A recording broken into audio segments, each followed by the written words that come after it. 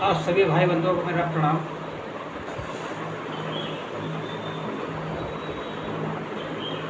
योगी आदित्यनाथ पिछले 8 वर्षों से उत्तर प्रदेश के मुख्यमंत्री हैं। क्षत्रिय समाज से आते हैं। जो 8 साल की उनकी कार्यशैली है, न्याय और धर्म, दो चीज़ें प्रमुखता से हमने देखी। और जहाँ ये दोनों चीज़ें होती हैं, न्याय और धर्म, वहाँ समाज उन्नति करता है और भय मुक्त समाज होता है। सुख समृद्धि तरक्की उत्तर प्रदेश में आई है। इस बात से विपक्ष दुखी है, बाकी आम जन सामान्य नागरिक खुश है। देश दुनिया में नाम उनका गया, भले वो विदेश ना गया हो, लेकिन उनका नाम विदेशों तक पहुंचा। उनकी कार्यशैली बखानी गई विदेशों। किसी के साथ भी उन्होंने अत्याचार नहीं किया। हिंदू हृदय सम्राट उनको लोग कहते हैं। और उत्तर प्रदेश का उद्योग जगत, व्यापार जगत फला फूला। प्रमाण के में राम मंदिर, यहाँ 400 करोड़ का टैक्स मिला। महाकुंभ 3.5 लाख करोड़ का रेवेन्यू जनरेट हुआ। ये उपलब्धियाँ उनकी कार्यशैली को दिखा रहे हैं। संबल में जो उनका था, वहाँ भी उन्होंने जो है सफलता पाई और बड़ा सुंदर कार्य भी किया। 19 कूप मिले, 68 तीर्थों की खोजा, कुछ बचे हैं 4-5, बाकी सब लगभग भूल लिए गए। वर्क के साथ न्याय हुआ। 2 करोड़ की बिजली चोरी का उनके ऊपर जुर्माना लगा। कैसे मस्जिदों से बिजली सब स्टेशन बना के बिजली सप्लाई की तो सैकड़ों घरों में जाती थी। आदि आदि कई प्रकार के कार्य उन्होंने किए।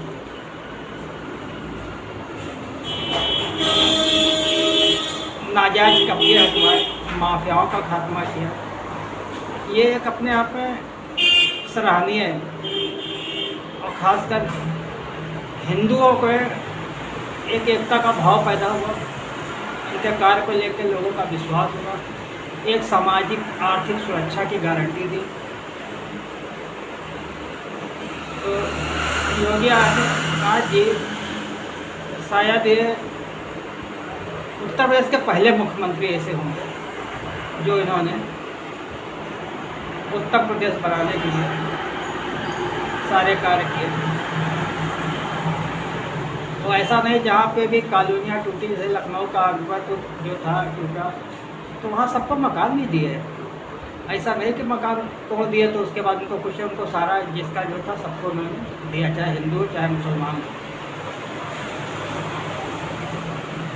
वहीं वो हिंदू नेता जो जालीदार टोपी पहनते,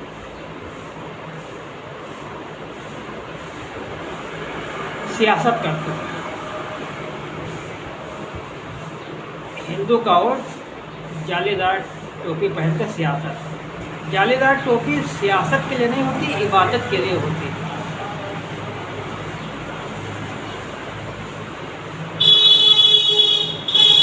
ये एक बहुत दुखद विषय है हिंदू समाज का।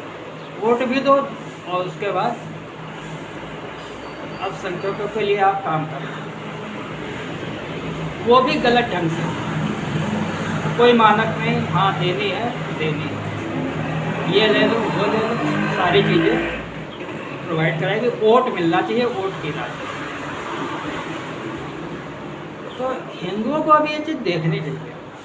ऐसे नेताओं को चिन्हित करना चाहिए और तुष्टीकरण का गला दबा देना चाहिए। ये देश के हित में ना हिंदुओं के है ना मुसलमानों के।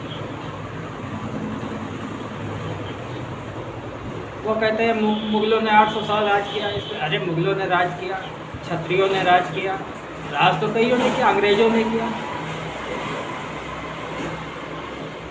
तो ये मेरी ज़मीन है, ये मेरा हक है, हक किसी का नहीं होता। गवर्नमेंट का, लोकतंत्र में गवर्नमेंट का नियम है, भले आपका प्लाट है, भले आपका है, लेकिन आप उसमें 6 इंच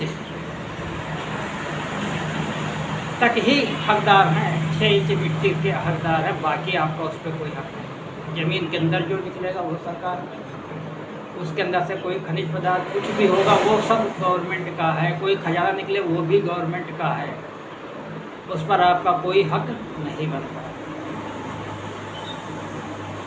लेकिन राजनीति की रोटियां सेकी जा रही हैं। तो योगी आदित्यनाथ जी का जो कार्यशैली है हट के है, राजनीति से कंपेरिजन। कार्य सीधा साफ, न्याय होना चाहिए, धर्म कायम रहना चाहिए। धर्म के लिए उन्होंने विशेष तौर से काफ़ी काम किया। आज हिंदू मजबूती के साथ खड़ा है, सनातन पूरी तरीके से आज खड़ा है। लेकिन राजनीतिक गतिविधियाँ ऐसी हैं, वोट डालो राज दो, ये एक दुखद विषय देश के लिए जरूरी है। और इसको योगी जैसा ही नेता कोई रोक सकता है। मोदी योगी ही दो ऐसे हैं जो इन सब चीज़ों पे विराम लगा सकते हैं। बाकी देश के अंदर हमें नहीं लगता कोई ऐसा है। वक्त की ज़मीनों पे हिंदू नेताओं के भी कब्जे। सरकारों ने, कांग्रेस हो, सपा हो, सरकारों ने ज़मीनें दान की, कब्रिस्तान के नाम पे। तो ये सब चीज़ें अब सुधरने का समय आ गया। जन सामान्य को विपक्ष जो है देश के विकास में रोड़े अटकाता है, अवरोध उत्पन्न करता है। विरोध होना चाहिए लेकिन अवरोध नहीं विकास में होना चाहिए। विपक्ष अब यही करता है, देश का विरोध नहीं, सरकार का विरोध करो, उसके कामों का विरोध करो, लेकिन देखो तो उसमें क्या सच है क्या झूठ है।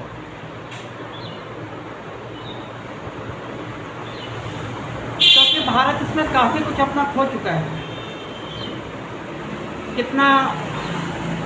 कितनी मौतें हुई, कितना जान माल का नुकसान हुआ, ये विपक्ष किसी भी कदम पे नहीं सोचता। बस वोट की राजनीति, वोट की राजनीति, वोट की राजनीति। और सबसे बड़ी बात यह है कि क्षत्रिय समाज के लिए आपके स्वतंत्रता से 1947 से हमेशा ही भेदभाव रहा, कभी भी उसके साथ न्याय नहीं।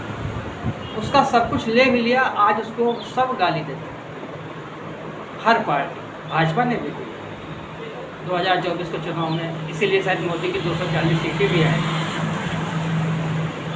भाजपा, कांग्रेस तो शुरुआत से ही क्षत्रियों के विरोध में ही रही। अब अखिलेश यादव भी, जो इनकी सरकार हमेशा क्षत्रियों के सहयोग से बनी, आज वो भी विरोधी ही है। क्षत्रिय को सिर्फ एक विलन इस देश में बनाया, कोई चर्चा कहीं भी नहीं हो। इतना राणा सांगा विवाद हुआ लेकिन कांग्रेस के 2 शब्द नहीं थे। और इसी को लेके जो है उसके जो क्षत्रिय नेता है कांग्रेस के, उसमें 2 फाड़ हुए हैं और क्षत्रियों की आवाज़ वो दबाने की कोशिश कर रहे हैं। भाई क्यों क्षत्रियों को गाली मिलती है? इस पर भी एक नियम होना चाहिए। जो देखो वही, जिसके जो मन में आया कह दिया, जो मन में आया गाली दे दी। राष्ट्र गौरव है क्षत्रिय समाज, एक नहीं 20 मिसालें कायम की इस देश के लिए, क्या हर समाज के लिए क्या। लेकिन उसको सिर्फ गाली के सिवाय इस देश में कुछ नहीं। योगी आदित्यनाथ भी क्षत्रिय हैं। संभल आज की डेट में सनातन का नाभि केंद्र बनेगा, ये चीज़ आप लोग मेरी याद रखिएगा। जिस हिसाब से वहाँ पर उन्होंने काम किया है, ये नाभि केंद्र है संभल सनातनियों। तो ये बात आने वाले दिनों में आपको दिखाई देगी। कितना बड़ा तीर्थ है, उसकी क्या मान्यता है, शास्त्रों तक उसमें वर्णन है।